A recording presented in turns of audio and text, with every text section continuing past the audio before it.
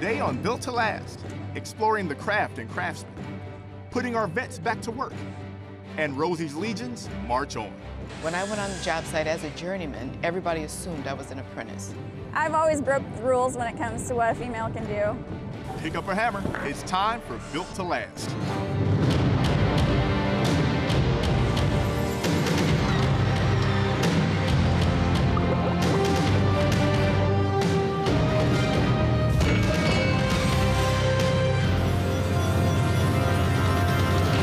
Built to Last is brought to you by the Chicago Regional Council of Carpenters Labor and Management Committee and Armstrong Ceilings. Faster, easier, better. Welcome to Built to Last. I'm Monica Pedersen. And I'm Mark Nilsson. As our military heroes return from their tours of service, they're trading in their helmets for hard hats. Find out how one special program is helping the vets. And later, we'll get to see how the skills of carpenters and classically trained musicians come together to make beautiful music. Our first story would make Rosie the Riveter beam with pride. And hear us roar as women take on the trades with vigor and in the process help push our country forward. Right now on Built to Last. In the face of inordinate obstacles, women have always been an essential part of the American workforce. There were some really important moments that gave us a boost in the workforce. World War I and II. After the Industrial Revolution, when men had to go off to war, all the women had to pick up the slack and go and work in the factories and more into the trades. My own grandmother worked in a canning factory and was kicked out of that job when the war was over. But while the war was going, you know, and they were canning up all kinds of food, you know, for the war, as a matter of fact. She had steady work and she loved it. I believe that if women were incapable and didn't want to do that work, we would have been in serious trouble during the war. We pulled our butts out of the fire there. Women on the assembly line not only aided in the war effort, but also kept the economy going. And the American story has always been enriched by the efforts of strong women. I've always broke the rules when it comes to what a female can do. I'm aware that we stand on the shoulders of all the women before us. We like to say, we will stand on each other's shoulders, but you better throw down a hand to reach and grab somebody else. After I graduated from college, a not-for-profit organization called Sunbow helped get me into the Carpenter's Apprentice program. I would have never been able to find my way without the apprentice program.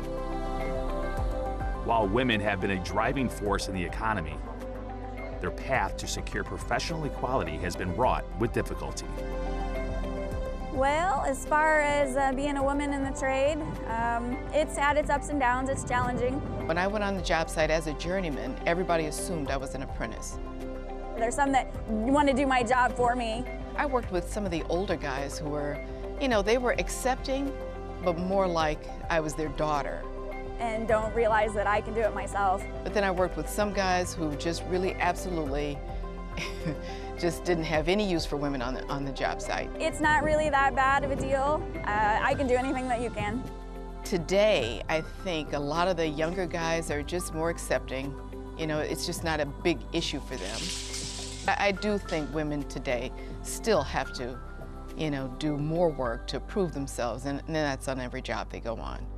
The men who are doing the same work as you are getting paid far more. In the face of these challenges, hard work has borne results. In 2009, for instance, the Lilly Ledbetter Fair Pay Act aided the effort to achieve pay equity. Women are gaining more of a foothold in the workplace.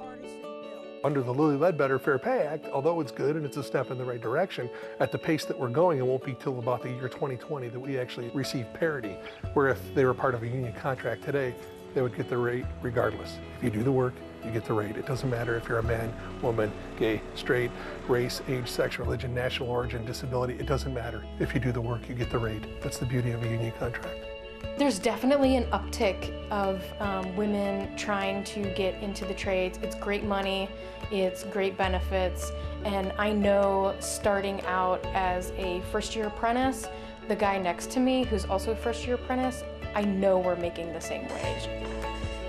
When I was a teacher, it was a lot more difficult for me to obtain equal pay versus a man. When I joined the union, I was always guaranteed equal pay. That union levels the playing field for women, and allows us to, make that decent wage. It's very important. This isn't the same workforce that we had 20 years ago. Women in the trade are needed. Organizations such as Chicago Women in Trades and the National Association of Women in Construction are working hard to introduce more women into the trades. I did the 9-week free apprenticeship with Chicago Women in Trades. They went to each trade so each woman could try to figure out what they were good at and what they would like to pursue. And they also helped with math. So they really just prepare you for being in any trade that you choose to go into. I've always loved carpentry. I never knew how to get involved and make a career out of it. And next week I will be starting with a company and I will become a first-year apprentice cabinet maker. Well, I've always really liked building and seeing projects come from start to finish. Something that I had a large interest in growing up, helping Dad build on the stuff that he was working on. I go home just as tired as my husband, who's an operator.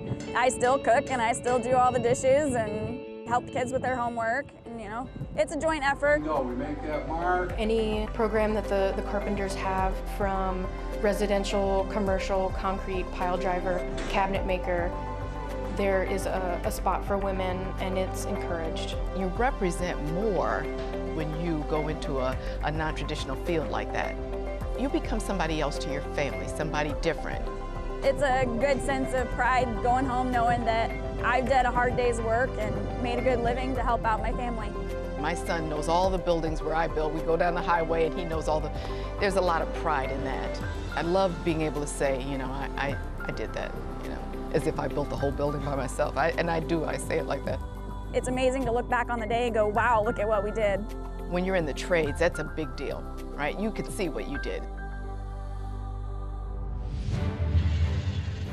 I got this new gig in Milan, and it's called an opera house. And you know what? They have 600 people. At Armstrong Ceiling and Wall Solutions, we take great pride in making a positive difference in the lives of people. With the broadest portfolio in the industry and the technical performance to back it up, you can design and install with confidence. Our ceiling construction expertise, training, and pre-engineered ceiling solutions make it easy for you to seamlessly transition from one end of the building to the other. Improve construction efficiencies and keep every job on time, on budget, and on the mark with Armstrong Ceiling and Wall Solutions. Faster, easier, better. Keeping restaurants and hotels up to date with the latest design trends is a constant challenge. Finding qualified contractors isn't at finishingchicago.com. We work with top designers and general contractors who use the latest painting, drywall finishing, and wall covering techniques in Chicagoland's premier hotels and restaurants. The hospitality industry relies on finishingchicago.com as its free resource to find quality finishing contractors. For a great finish, start with finishingchicago.com. Welcome back to Built to Last. The trades are committed not only to building our country, but also to protecting our planet. That's why now, more than ever, you'll find green building materials and techniques on the job site. Sustainability, green, those are very important to everyone today. You're starting to hear, high performance buildings, and the best type of conservation when it comes to energy is to not need energy. It just so happens that that green design and green architecture isn't just great because it's the right thing to do. Certainly it reduces our carbon footprint, but actually, particularly over the last decade, the innovation within that space is leading to smarter buildings, more effective buildings. The United States Green Building Council rates the sustainable design and intelligent environmental performance of buildings through the rating system called LEED. If you look back at the first municipally owned building which attained LEED certification, it was the Chicago Center for Green Technology. And that certification for LEED Platinum was received in 2003. So you fast forward from 2003, we're at 2017, we're nearly at 100 projects with certifications. The belief in sustainable design has to start from the beginning. And I think that cultural shift is occurring now. whether it's reducing our carbon footprint, whether it's cost-driven and reducing our actual cost for operating and managing a building, looking at reducing or managing how we maintain public buildings. There's lots of different factors that we think about. So it's all about making sure that whatever we're building is going to be done right, done efficiently with the materials that we have. We have a very unique relationship with the general trades, specifically the Carpenters Union. We're involved in so many different crafts that people never recognize, all the way from the beginning of the foundations to the final lock and key in the door. And people have the perception that carpenters just pound nails. We rely on their professionalism, we rely on their expertise, and having perspective as to what goes into training those tradespeople, those men and women that work on our project sites. With these new LEED buildings that are going up, it's critical for us to make sure that our apprentices understand this is the proper way to do things. The Carpenters Union has invited us to their shop. They've shown us their facilities. They've shown us all of the training that they put into it. If you go out to the training center, it is mesmerizing. It is a whole community within itself. You have over 6,000 hours of training, both on the job and in the classroom. We teach how to install the moisture barriers and the air barriers.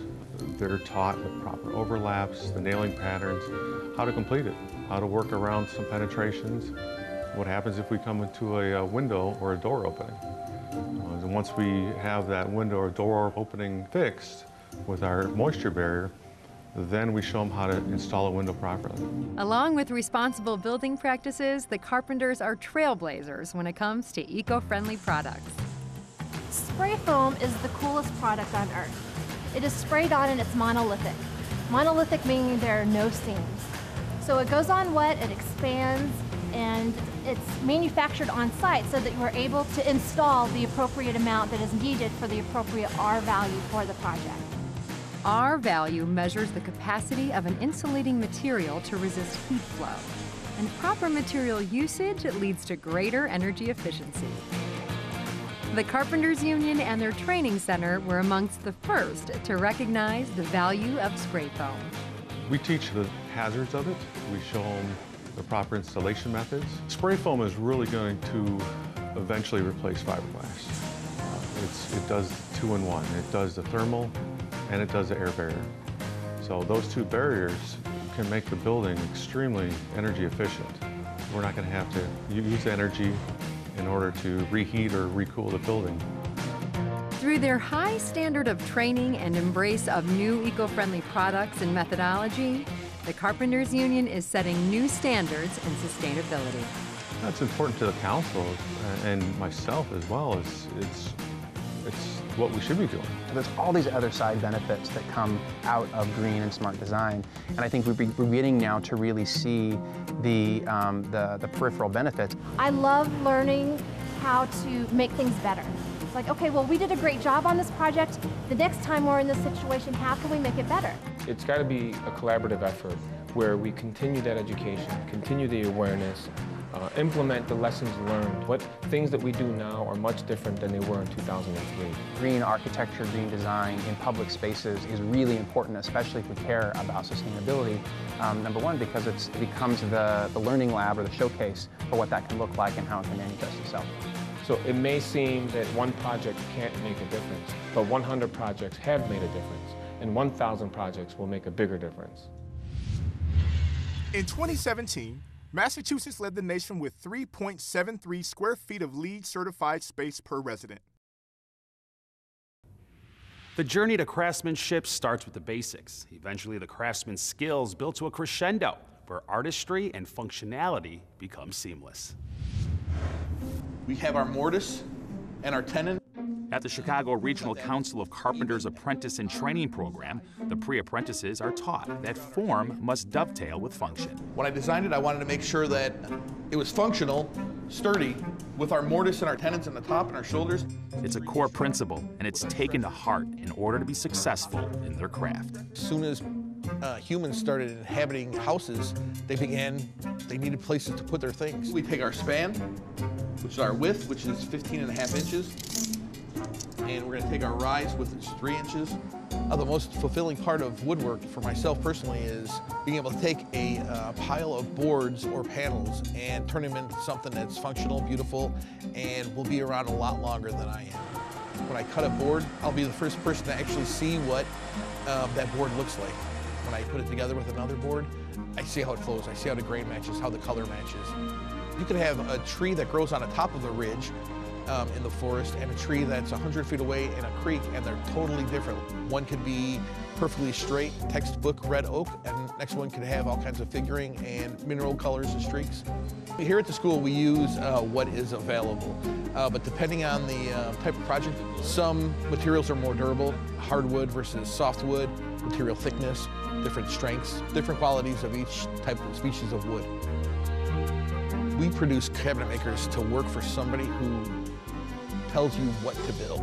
So if I'm the boss and one of my project managers sells a job, that project manager gives the foreman a set of drawings. We'll put our template directly on top of our board, and we'll route our board to the exact size of our template. We're going to make sure that we color match and grain match. Apprentices are taught to work within 1/32 of an inch. They're taught to make things square. Things have to grain match, color match. Edges have to be filed precisely. If things don't fit naturally together, or if they don't flow throughout an elevation, your eye picks that up, so things have to flow, and that flow comes through the detail. No matter if it's plastic laminate where you're filing an edge for an exhibit, or if you're installing high-end residential cabinets. Form has to follow function. You can make something that's beautiful, but if it doesn't work, it's pretty much useless. And that marriage of form and function is paramount, whether you're crafting a stool or a fine stringed instrument. We're hand workers, we're craftsmen. We take wood from literally timber to a finished product. It all depends on handwork, making the right choices in terms of wood, of the particular qualities of the wood, strengths of the wood can change the sound dramatically. For us, crafting an instrument isn't the only part that's important. It's our expression of ourselves, which is why we're artisans and artists in what we do. There's a lot of people who know how to make an instrument. The difference between our shop and most every other shop is that we do this for a living. One of the challenges we have is figuring out what the market needs in professional instruments. So we're always trying to stay attuned to changes in musicianship and the quality of musicians and their needs and wants.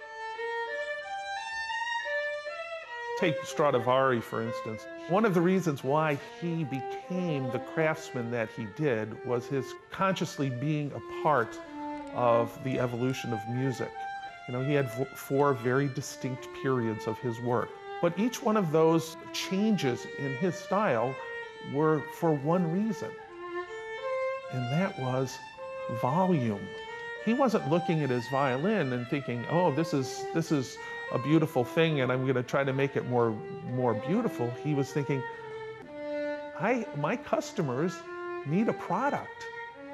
And you know, somebody comes to Tony Stradivari's shop and says, hey Tony, I love that violin I bought from you in 1670, but you know, I got this new gig in Milan and it's called an opera house, and you know what, they have 600 people, and I used to be in Prince George's court. Hey, you know, there was 30 or 40 people there. So if they could hear me better, we could get more people in there and we'll make more money. And what did he do? He went back, he thought about it. What can I do? I can make it longer, I can make it wider, I can change the shape in order to produce more sound. He made the physical changes to the instrument that helped them evolve to a contemporary instrument. And he was at the forefront in Italy of the changes in music. So it was really an important part of what he did, and we feel that's a really important part of what we do. We are in the forefront of how music is changing and how the skills of players are changing to meet those new needs.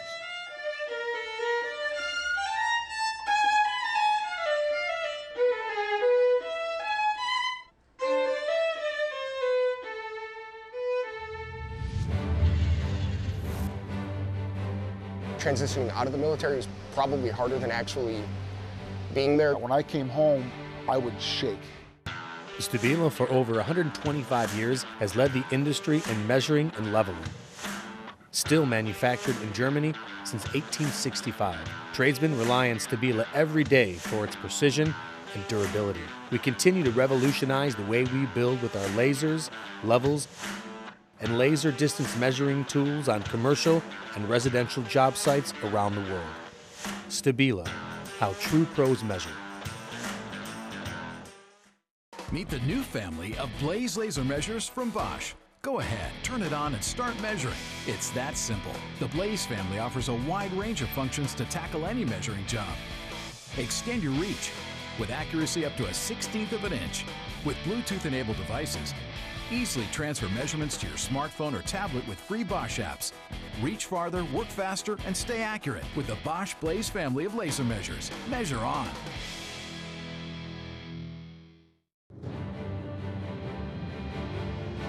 Our resident veteran Rob North brings us a story about how the Carpenters serve those who served our country. Thank you, guys. While there is no shortage of well-earned respect for our returning veterans, as a society, we could always do more. While it's easy to say thank you for your service, actions will always speak louder than words. The soldiers of this great nation are remarkable individuals. Throughout our history, they have answered the call to serve with bravery, intrepidness, and a sense of adventure, often cultivated from a young age. I grew up on a healthy diet of Full Metal Jacket and G.I. Joe, and that's what I wanted. By the time I was 11, I was writing letters to the Marine Corps. As far back as I can remember, probably about at the age of 3, I wanted to do what my dad did. You know, I wanted to serve. I wanted to go fight for my country.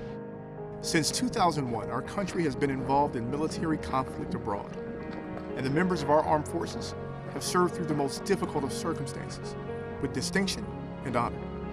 Being in Afghanistan was kind of surreal for me. I never thought, oh, I'd be here or I'd end up being in combat. I would tell a lot of my guys, my younger guys, you know, you're already dead. Don't worry about getting shot, don't worry about dying. If it happens, it's gonna happen and it's probably gonna suck, but just do your job. And the challenges don't end when their deployments are over. Transitioning out of the military was probably harder than actually being there. So I got so addicted to the rush of being in a firefight that when I came home, I would shake. And it was a big internal struggle. You know, that was my job. I was there to do my job and that was it. When I went to the VFW, I was not well. Returning to civilian society can be difficult. Too often, those serving and their families have disproportionately carried the burden of war. So it took me a little while to integrate back and do socialization with people. You just feel really out of place and you don't feel a commonality with anybody, and you know, it takes a while to work back into that. These are proud people who are looking for an opportunity to work and serve. The Chicago Regional Council is committed to hiring the heroes. We work along with the Helmets to Hard Hats with our veterans. The Chicago Regional Council of Carpenters Apprentice and Training Program offers a unique opportunity to join the trades and receive exceptional training as a carpenter at state-of-the-art facilities. Not only is it free of cost, but apprentices get paid while they learn, and veterans enrolled in the program can receive funds they earn through the GI Bill. They earn that GI Bill, they can use it for their apprenticeship. If a veteran comes in after he has taken and passed the test, we put them to the top of the list. Because they served and they earned them, and they deserve it. We need to recognize the sacrifices they have made for our freedom. Knowing that there's programs available out there, just that little bit of help is a good thing to know. My cousin is a carpenter. He told me about the program, so I went out to the Union 250. They told me about the Helmets to Hard Hats, so they sponsored me and everything, and they told me to go to the school. Helmets to Hard Hats online, it's a program for veterans that get them into construction trades, and it just so happened the day I went onto the website, I saw that the Chicago Regional Council of Carpenters was taking applications. As soon as they enter the program, the veterans begin on the path to their new career. Just being back in the classroom environment was kind of a shocker to me. And this distance here, right? We have to find that out. You're learning a lot of stuff real fast, a lot of math. And I give guys to this job a lot of credit for that. I did not realize that coming into it. A lot of thinking, a lot of hard work. But these vets are built for a challenge. And under the tutelage of the most qualified instructors, they are ready to engage. 056. Working with the instructors are great. They're here to help you. They're always there to answer a question. I enjoyed my instructors. The way they teach is a very firm but fair method. They're very hands-on. They show you what to do. If you're struggling in math, they'll help you with the math. If you're struggling on a project, they'll help you with the project. It isn't just the veterans who benefit, though. The UBC adds carpenters to their ranks who possess solid foundations and exemplify the union's best values. The veterans that do come back and get involved in helmets to hard hats are some of the best we have. First of all, they're our heroes, and second of all, they know what hard work is. This person's already been disciplined. He understands that there's rules. He understands that he has to be on time. They're disciplined, they're prompt, they get it. Taking orders. That get it done mentality, that definitely applies in this industry because it's a very demanding industry. They're trained to work in groups, and that's what carpentry is. It doesn't take one person to build a building, it takes hundreds. We formed bonds together. I didn't know these guys from Adam before I walked in here, and we're pretty tight now. And my squad, my platoon, we were very close. We worked very well together. And I learned skills here that could help me form a better team when I'm out on the workforce. The trades respect all that our vets have done and are striving to ensure that as they leave one brotherhood, another is there to embrace them. The Chicago Regional Council of Carpenters, it's a great program for veterans. As a father of a Marine, I strongly feel that when they end their military career, that they have a viable career to go to. A lot of jobs, if something happens to you, your boss says you're gone, you're gone. You really have no recourse. The union's the big brother. They're there to say, hold on a minute. We're watching out for this guy. It gives me a good sense, knowing that somebody has your back. Our veterans are our heroes. And if we can help them out with a career, if they're interested in carpentry, we're going to do the best we can to get them through our program. The bravery of our veterans is on display, not only on the battlefield, but in how they are seizing the opportunities in their civilian lives. If you're a veteran who's interested in the program, please contact the United Brotherhood of Carpenters. That's all for this episode of Built to Last. And always be careful with your power tools. Safety is not a drill. We'll see you next time. Thanks for watching, and stop using that. You are not.